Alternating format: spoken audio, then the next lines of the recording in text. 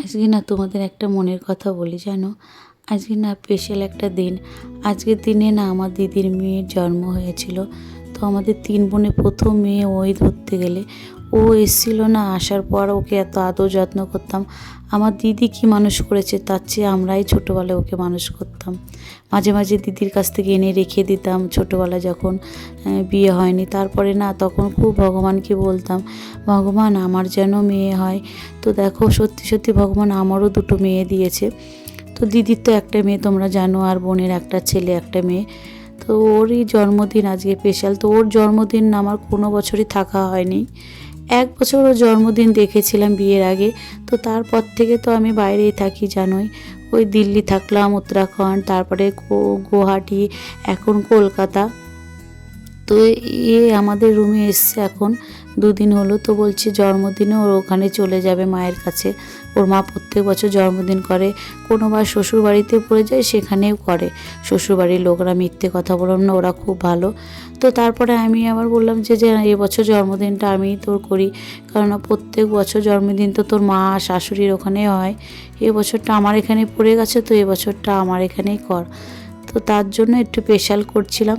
তা দিদি আবার বলছে যে আমার হচ্ছে মন খারাপ করছে। তাই আমি বললাম তুইও চলে আয় তাহলে, যতই হোক ওর একটাই মেয়ে জানো, তো ওর মন খারাপ করে মা। তাই আমি বললাম আমাদের এখানে চলে আয়, এখানেই করি এবছর।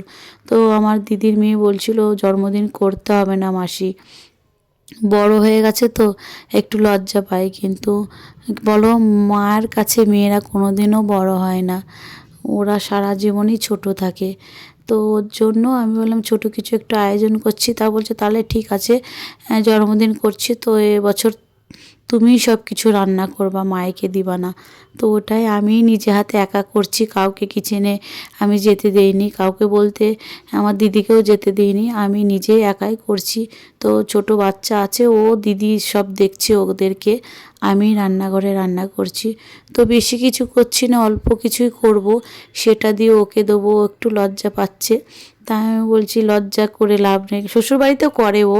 তো এখন মানে এত বড় হয়ে তো আমি তো কোনোদিনও করিনি ওকে সামনে, তার জন্য একটু বলছি মাসি আমি এখন বড় হয়ে গেছি, এখন তোমরা জন্মদিন এইভাবে এখনও করে যাচ্ছ, একটু লজ্জা লাগে। আমি যে এই মার কাছে কোনোদিনও মেয়েরা মানে বড় হয় না। তো তার জন্য সব কিছু আয়োজন করছিলাম। দিদি আবার ছোট 2টো বাচ্চা আছে, ওদেরকে দেখছিল। তো আমি স্নান টান করে পুজো দিয়ে তারপরে কিচেনে চলে গেছিলাম।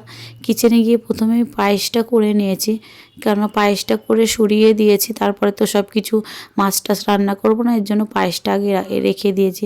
আমাদের মধ্যে কি বলো তো, পায়েসটাই মেন আগে, তারপরে তো ওগুলো সব এখন মানে চালু হয়েছে। কেক টেক এগুলো তো একটা ফ্যাশন করতে হয়, তাই করি, কিন্তু আসল মেন যেন পায়েসটাই।